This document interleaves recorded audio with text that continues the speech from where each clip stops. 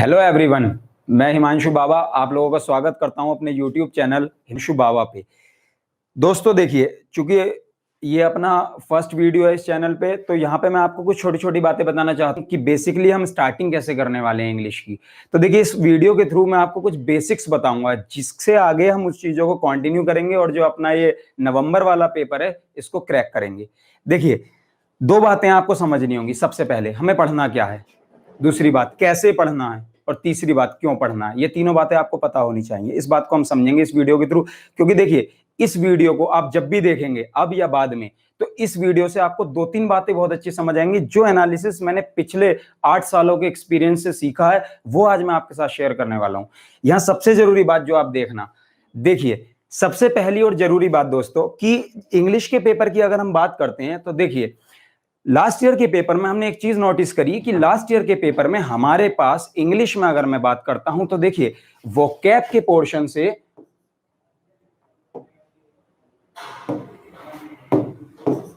Vocab के portion की अगर मैं बात करता हूं तो हमारे पास क्वेश्चंस थे करीब 30। और अगर मैं ग्रामर की बात करूं आपसे, तो हमारे पास क्वेश्चंस थे करीब 20। ये एक लमसम फिगर मैं आपको बता रहा हूं, एग्जैक्ट फिगर नहीं बता रहा हूं, मैं आपको एक लमसम फिगर बता रहा हूं।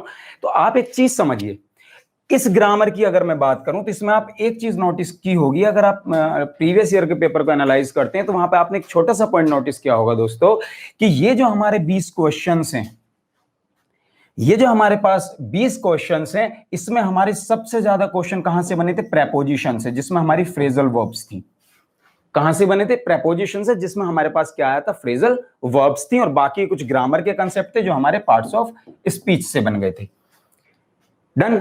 अब आपको क्या समझना है, अगर हम इस पेपर की बातें करें तो देखिए, इस बार के पेपर का अगर मैं एनालिसिस करता हूं तो यहां पे मैं आपको एक बात समझाना चाहता हूं, इस बात को आप थोड़ा सा समझिएगा कि देखिए, इस बार अगर आप पेपर देखेंगे तो इस पेपर में हमारे पास 40 क्वेश्चन सीधे सीधे कहां से बने हैं स्टूडेंट्स? वोकैब से। सीधे सीधे 40 क्वेश्चंस आपके पास कहां से आए? वोकैब से। आप इस चीज को ऑब्जर्व करना है, छोटे से पॉइंट को। और केवल आपके पास कितने नंबर की ग्रामर थी? 10 नंबर की। आप पॉइंट समझ रहे हैं मेरा? आपके पास केवल 10 मार्क्स किसके थे? ग्रामर के। और 40 मार्क्स का पूरा पेपर कहां से उठा के दे दिया उन्होंने? वोकैब से। तो देखो, अब आपको मैं दो बातें बताता हूं। एक, कंक्लूडिंग स्पीच क्या है। बहुत सारे लोग आपको बताएंगे, जब आपने एनालिसिस सुनते रहते होंगे आप लोग भी, क्योंकि देखिए, मैं मानता हूं नॉलेज है, जहां से मिले ले लो, ज्यादा से ज्यादा जहां भी मिलती है। वो जरूरी नहीं यहां, जहां अच्छा मिले जाओ, यहां अच्छा मिले यहां रहना, इससे अच्छा कहीं मिले स्विच कर जाना, क्योंकि आप जानते हो आप स्टूडेंट हो, जो अच्छा मिलेगा उसके साथ जुड़े रहना। अब यहां मैं आपसे क्या बताना चाहता हूं, आप एक चीज देखिए, अब से पहले लोग एनालिसिस में क्या बोलते हैं कि आप वोकैब को करिए और ग्रामर को करिए। ग्रामर इतना परसेंट पढ़ना है, इसमें से हम ये चैप्टर्स पढ़ लेंगे, और वोकैब में आप इतना पढ़िए, इससे हम ये चैप्टर कर लेंगे। लेकिन आप ये बताइए, क्या एनालिसिस बचा इस बार के पेपर से? 40 क्वेश्चंस प्योर वोकैब के आ गए। मींस अब मैं ये कहने लगूं कि अगर आप इस बार के पेपर को एनालिसिस करें तो हम तो केवल वोकैब ही पढ़ के सफिशिएंट है, क्योंकि यार उससे ज्यादा क्वेश्चन तो बना भी नहीं पाएंगे। आप समझते हैं? एज ए स्टूडेंट अगर आप देखें तो अगर आप 40 क्वेश्चंस वोकैब से बन रहे हैं, इट मींस आपको कम से कम 4000 वोकैब आनी चाहिए। और आपके पास दिन कितने? टोटल दिन है केवल 100। और आपके पास अगर 100 दिन है तो इससे डिवाइड कर दीजिए, आपको डेली कितनी वोकैब तैयार करनी है? कम से कम 40 वर्ड्स। अब यहां देखिए, अगर आपको 40 वर्ड्स डेली तैयार करने, इसके साथ साथ और क्या करना है ये भी देखिए। इसके साथ आपको मैथ्स भी पढ़ना है, अपना जीएस भी पढ़ना है, अपने और सब्जेक्ट्स पे भी ध्यान देना। तो जो मैं इस बार आपको, देखिए, चूंकि मेरी फर्स्ट वीडियो इस चैनल पर, मैं अपने चैनल को पहली बार मतलब स्टार्ट ही कर रहा हूं, तो यहां पे मैं आपसे कुछ पॉइंट्स बोलूंगा। मैं ये नहीं कहता कि मैं कितने लंबे समय तक चीजों को कैसे पढ़ाऊंगा, लेकिन मैं ये जरूर बताऊंगा कि हम लोग कैसे करेंगे।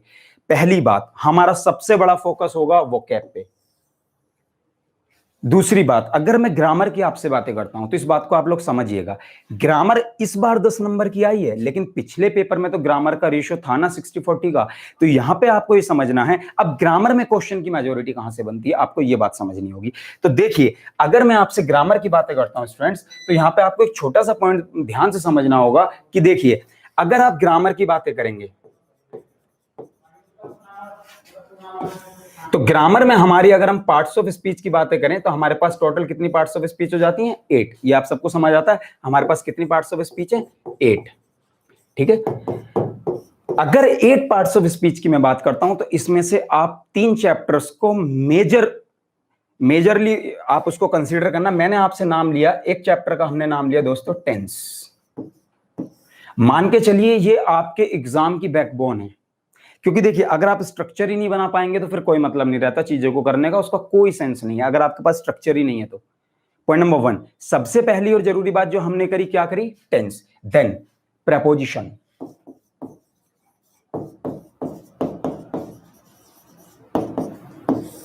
प्रेपोजिशन सेकंड बात, आपको जितना ज्यादा हो सकता है फोकस करना है इस पे, और इसमें भी प्रेपोजिशंस तो हैं ही हैं, उनके साथ फ्रेजल वर्ब्स। यहां से भी एक अच्छा खासा क्वेश्चन बन के खड़ा होता है फ्रेजल वर्ब से। इसके बाद हमें और कौन से चैप्टर्स देखने हैं, ध्यान से समझना दोस्तों। टेंस हो गया, प्रेपोजिशन हो गई, इसके बाद हमारे पास 2 चैप्टर और बचते हैं, इसको ध्यान से समझना। देखिए, एक मैं आपसे चैप्टर की बात करूंगा, बेसिक्स ऑफ इंग्लिश।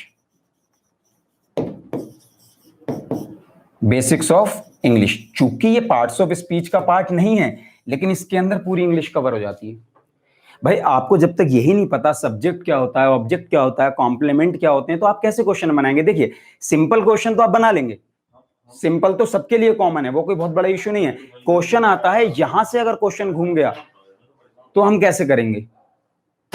समझे आप मेरी बात? तो मैं आपको जो बातें समझाना चाह रहा हूं डियर स्टूडेंट्स, पहली बात जो मेरी कंक्लूडिंग स्पीच है वो ये कहती है आप लोगों से केवल कि आपको किसी भी सूरत में आप फिक्स नहीं कर सकते कि केवल मैं ग्रामर पढ़ के पेपर निकाल सकता हूं या वोकैब पढ़ के, नहीं। आपको सब कुछ पढ़ना पड़ेगा और बराबर पढ़ना पड़ेगा। अब रेशो क्या रहेगा? तो देखिए, वोकैब का रेशो ये कहता है कि आपको डेली 40 to 50 वर्ड्स कवर करने पड़ेंगे, तैयार करने पड़ेंगे, कम से कम इतने वर्ड्स तो आपको तैयार करने ही पड़ेंगे एनी हाउ।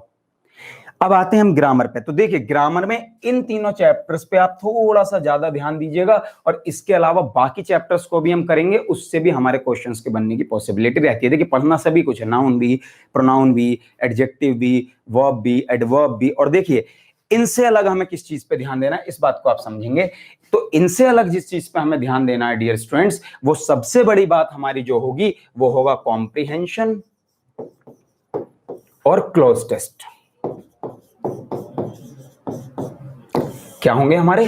कॉम्प्रिहेंशन और क्लोज टेस्ट, इन पे भी ध्यान देना। एक चीज और, PQRS। ये कुछ ऐसे कंसेप्ट हैं, मैं आपको बताता हूं, जिनको आमतौर पे लोग स्किप कर जाते हैं कि नहीं करते हैं, या इनको छोड़ के हम कुछ अच्छा कर लेंगे, लेकिन नहीं। मैं आपसे बोलना चाह रहा हूं कि इन क्वेश्चंस को अगर हम जितना ज्यादा पढ़ेंगे उतना ही ज्यादा हमारे सिलेक्शन के लिए फायदा है। क्यों कहना चाह रहा हूं मैं आपसे बात, इस बात को आप समझिएगा।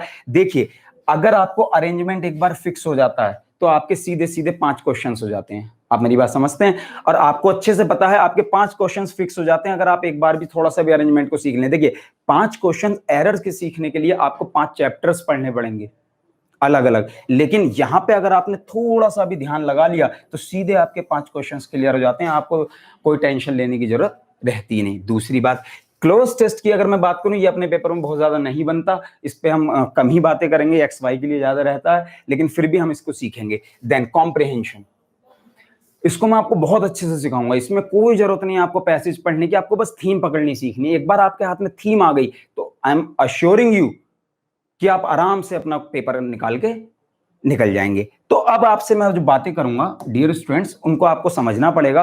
कुछ बातें जो मैं आपसे करना चाह रहा हूं उनको आप समझिए। पहली बात, हमारी स्ट्रेटेजी क्या होगी, फिर आपके क्वेश्चंस रहेंगे, हम बुक कौन सी खरीदें, हमें कैसे पढ़ना चाहिए। तो देखिए, वोकैब मैं डेली कराऊंगा, वोकैब मैं खुद ही कराऊंगा। डेली इन द सेंस हो गया कि मान लीजिए किसी दिन क्लास अगर ग्रामर की चलेगी तो किसी दिन वोकैब की चलेगी। मेरा टारगेट है नवंबर वाले पेपर में आप इसी चैनल से अपना 100% करके 45 प्लस या 45 तक अपना स्कोर कर लें। मैं ये नहीं कह रहा कि देखिए औरों की तरह मैं ये नहीं कहूंगा आप इतना कर जाएंगे, मेहनत आपकी रहेगी, कोशिश मेरी रहेगी, और हम मिलके कर लेंगे। ये एक तरीका है। इसके लिए आप जितना ज्यादा से ज्यादा कर सकते हैं करिएगा, बाकी जो मुझसे होगा मैं अपना 100% देकर आपके लिए कोशिश करूंगा। ठीक है डियर स्टूडेंट्स, दूसरी बात आती है इस पेपर को हमें कैसे भी करके यहां तक पकड़ना है। इसके लिए अब मैं देखिए आपसे कुछ बातें करूंगा, आप इनको समझना। वोकैब पढ़ने के भी अपने अपने तरीके हैं, आप समझ रहे हैं? 2 तरीके, एक होता है कि हम उसको सिंपल लैंग्वेज में पढ़ लें, एक होता है हम उनको रूट्स के थ्रू पढ़ लें, एक होता है हम उनको कंफ्यूजिंग पेयर्स बना के पढ़ लें। तीनों चीजें करेंगे, जहां जैसी जरूरत होगी हम बिल्कुल वहां वैसे ही पकड़ लेंगे। मान लीजिए मैं आपसे कहता हूं, आप लोग समझिएगा कि मान लीजिए हमें बार बार किसी भी जगह पे हमें कुछ कंसेप्ट मिल रहे हैं लॉजी, तो अपने लोगों को पता है कि अगर मैं रूट की बात करता हूं तो हम सबको पता है लॉजी का मीनिंग स्टडी होता है। हमें कहीं भी कोई वर्ड मिलता है लॉजिस्ट, तो लॉजिस्ट का मीनिंग होता है एक्सपर्ट। अब मैंने कहा आपसे गायनी, गायनी होता है वीमेन, ठीक है। अब देखिए मैंने आपसे कहा गायनेकोलॉजिस्ट मींस जिनका एक्सपर्टाइज किसमें है, इन वीमेन। मींस अगर मैं हिंदी में बोलूं तो स्त्री रोग विशेषज्ञ, ठीक है दोस्तों। तो इस तरीके से जहां रूट से सीख सकते हैं वहां रूट से सीखेंगे, जहां सिंपल वर्ड से सीख सकते हैं, कंफ्यूजिंग पेयर्स निकाल के वहां से सीखेंगे। देखिए कैसे, जैसे हमने अगला वर्ड यूज किया प्यारे दोस्तों, आप लोग समझना सभी, जैसे हमने एक वर्ड यूज किया गोल। सभी को पता है गोल क्या होता है, आप सभी जानते हैं गोल क्या होता है, हमारा एक टारगेट होता है, ठीक है। लेकिन कुछ एक पेयर्स ऐसे हो जाते हैं जिसमें हमारा क्वेश्चन कई बार क्या कर देता है, क्वेश्चन को थोड़ा सा मैनिपुलेट किया और हम फंस गए। अब देखिए उसने क्वेश्चन क्या कर दिया, ऐसे गाउल, उसने इसको किसमें चेंज कर दिया, इट्स गाउल। तो अब यहां आपको पॉइंट क्या समझना है डियर ऑल, कि जैसे ही आपका एक गाउल हुआ, अब इस वर्ड का मीनिंग हो गया प्रिजन, जेल। तो अब देखिए मुझे नहीं लगता यहां हमें कोई रूट की बहुत बड़ी जरूरत थी, यहां हमने इसको दूसरे तरीके से सीख दिया। पॉइंट समझा मेरी बात। तो अब जो मैंने इस वर्ड को चेंज किया गोल को और किस में लाया, गाउल, इट्स प्रिजन, अब ये जेल बन गई। पॉइंट क्लियर हो? तो देखिए वर्ड्स की पोजीशन चेंज होते ही पूरा मीनिंग चेंज हो गया और आपको एक नया वर्ड खड़ा हो गया जिसको हमने बोल दिया गाउल, इट्स प्रिजन। क्लियर होती बात? ऐसी अब थर्ड टाइप देख लेते हैं क्या बनेगा हमारा। अगर हम थर्ड टाइप की बात करें तो देखिए होमोनिम्स और होमोफोन्स, जैसे मैंने एक वर्ड यूज किया, ये देखिए, ठीक है। अब यहां पे हमें क्या देखना है, यहां पे हमें प्रोनाउंसिएशन और उनकी पार्ट्स ऑफ स्पीच को देखना है, ये हमारा थर्ड टाइप रहेगा। जैसे इट्स एडवाइस, एडवाइस प्रोनाउंसिएशन होगी इसकी एडवाइस, वाइस। तो जब हम इस वर्ड को देखेंगे, देखिए दोनों का मतलब सलाह ही है। अगर मैं हिंदी में बात करूं तो दोनों का एक ही मतलब है सलाह, लेकिन सलाह में अंतर है। जब फर्स्ट वर्ड है एडवाइस, इसका मीनिंग होता है दोस्तों, पहली बात इसकी पार्ट्स ऑफ स्पीच की बात करूं तो इसकी पार्ट्स ऑफ स्पीच है नाउन, और नाउन का मतलब हो गया इसके अंदर क्या होगा, सलाह, इसका मीनिंग होगा। डन है। अब अगर हम सेकंड वर्ड की बात करते हैं तो it's advise, not advice, advise हमारे लिए सेकंड वर्ड क्या है, एडवाइस। और जब हमने इसको एडवाइस बोला तो आप इस पॉइंट को समझिएगा, अब ये पार्ट्स ऑफ स्पीच क्या हो जाती है इसकी, वर्ब। और जब इसकी पार्ट्स ऑफ स्पीच वर्ब हो जाती है तो देखिए वर्ब का काम क्या होता है, एक्शन को करना, और जब करना होता है तो फिर इसका आंसर हो जाता है सलाह देना। समझे डियर ऑल? तो मैंने आपसे बताया हमारी चीजें कैसे चेंज हुई। एडवाइस, सलाह एक नाउन है, क्योंकि नाउन एक नेम है तो इसमें एक्शन की कोई जरूरत नहीं, इसलिए देना लिखने की कोई जरूरत नहीं थी। फिर मैंने एक वर्ड यूज किया एडवाइज, नाउ इट्स एडवाइज। और जब ये एडवाइस है तो एक वर्ब है, और वर्ब के अंदर क्या होता है, एक्शन, और एक्शन होता है तो आपने क्या बोल दिया, सलाह देना।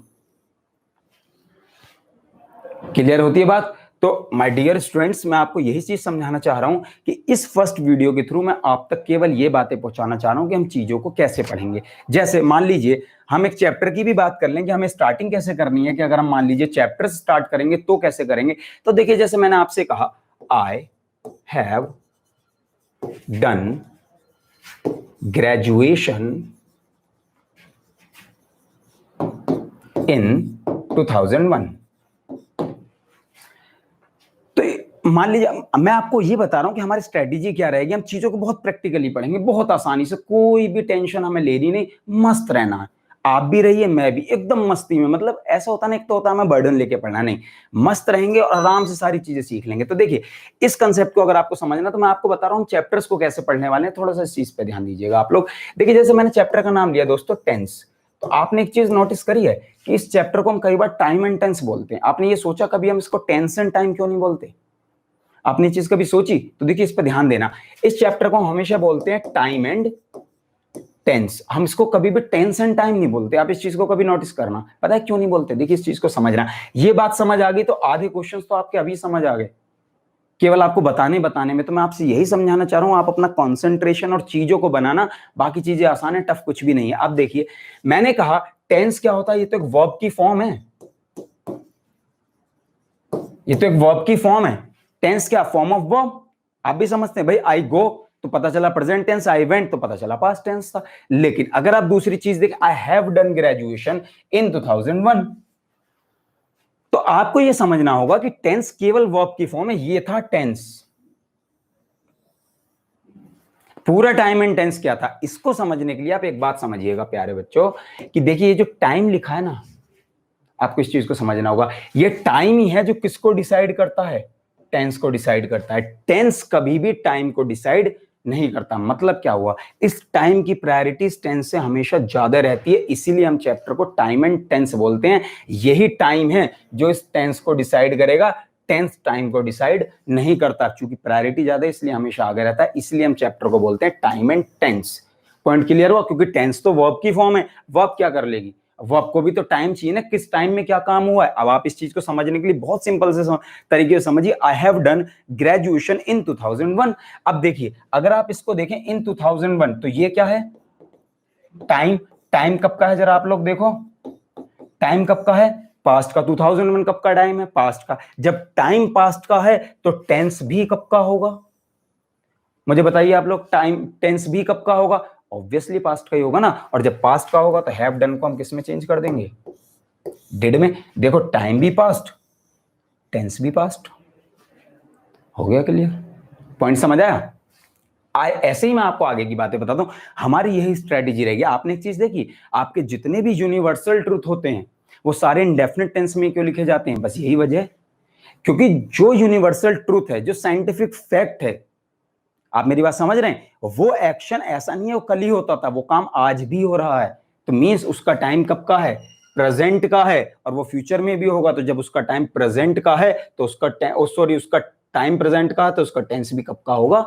प्रेजेंट का होगा। यही वजह होती है कि हमारे जितने भी यूनिवर्सल ट्रूथ होते हैं वो सारे कौन से टेंस में रहते हैं? इंडेफिनिट टेंस में रहते हैं। ये बात आपको समझ आती है? तो जैसा हमने कहा, trees have prepared their food, their own food, ऐसे बोल लीजिए आप। तो देखिए, अगर आपने बोला हैव प्रिपेयर्ड, तो आप इस चीज को समझिएगा। मान लीजिए मैंने कहा trees have prepared their own food, तो आप इस पॉइंट को समझ, क्या है? प्रेजेंट परफेक्ट टेंस मींस उस एक्शन का परफेक्शन हो चुका।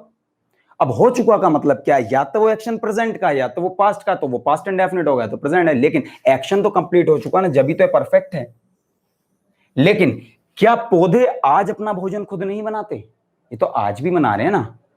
मींस ये एक ऐसा साइंटिफिक एक्शन है जो कल भी होता था, आज भी होता है और कल भी होगा। तो आप ये बताइए, अगर मैं आपसे ये बात करूं कि ये अभी भी हो रहा है, तो इस सेंटेंस की टोन के अकॉर्डिंग टाइम कब का है इसका? प्रेजेंट का। और प्रेजेंट का कैसा टाइम है? रिपीटेड टाइम है। तो टेंस भी कब का होगा?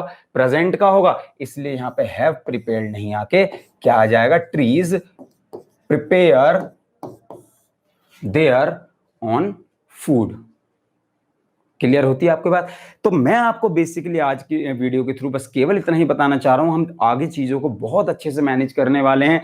बस आप लोग सपोर्ट करिएगा, जुड़े रहिएगा, शेयर करिएगा ज्यादा से ज्यादा। जितना भी होगा मैं अपना 100% आपको इसलिए दूंगा कि इस पेपर के अंदर हम अपने स्टूडेंट्स का मैक्सिमम सिलेक्शन करा सकें। दूसरी बात, बुक कहां से लेनी है? कोई बुक नहीं लेनी। बुक के लिए मैं कहूंगा कोई बुक अच्छी नहीं होती। अगर मैं बात करूं आपके एनडीए या वाई ग्रुप के एक्स वाई ग्रुप के पेपर के लिए, मेरी सलाह है, जो मेरा पर्सनल एक्सपीरियंस है 8-10 साल का, वो ये कहता है सीधा सीधा कोई बुक मत खरीदिए, सीधा सीधा प्रीवियस ईयर पेपर्स लगाइए। आप जितना ज्यादा प्रीवियस ईयर पेपर्स लगाएंगे, वहां से आपको सबसे बड़ा फायदा ये होता है कि प्रीवियस ईयर पेपर आपको ये बताते हैं कि आपको क्या पैटर्न फॉलो करना है। मेरा पॉइंट समझ रहे हैं? प्रीवियस ईयर से आपको पैटर्न मिलेगा। अब मान लीजिए आपने कोई बुक खरीद ली, बुक वाले क्या करते हैं? पब्लिकेशन हाउस है, एक तो उनके कभी आंसर्स अच्छे नहीं होते, ये आपको भी पता है। दूसरी सबसे बड़ी दिक्कत क्या आती है? उन्होंने क्या किया? एसएससी के पेपर के क्वेश्चंस उठाए, उसमें डाल दिए। आपके किस काम के? आपके यहाँ के पेपर का एक लेवल होता है, यूपीएससी एग्जाम कराती है, कोई ऐसी कोई एजेंसी नहीं करा देती। आपको अपना लेवल बना के चलना है हर पेपर के लिए। एनडीए के या एक्स वाई तो थोड़ा सा कम होता है, लेकिन एनडीए के पेपर का एक लेवल होता है। तो उसके लिए आपको एक लेवल पे ही काम करना पड़ेगा, क्योंकि अगर आप कम करते हैं तो फिर दिक्कतें होंगी। इसके साथ साथ हम प्रैक्टिस सेशंस वगैरह अपने डेली करेंगे, जिससे हमें अपनी आगे की चीजें बन जाएं। एक क्लास हम लाइव वगैरह भी लेते रहेंगे, जिससे हम अपना अच्छा कर पाएं। तो मेरे प्यारे विद्यार्थियों, मैं आपसे बस इतना ही बात कहना चाहूंगा कि करते रहिए, अच्छे से अच्छा करिए, जितना भी होगा हम लोग कर लेंगे और बहुत अच्छे से हम आगे अपना रिजल्ट देंगे नवंबर वाले पेपर के लिए। इसी के साथ आज की वीडियो को हम खत्म करते हैं। जय हिंद, जय भारत।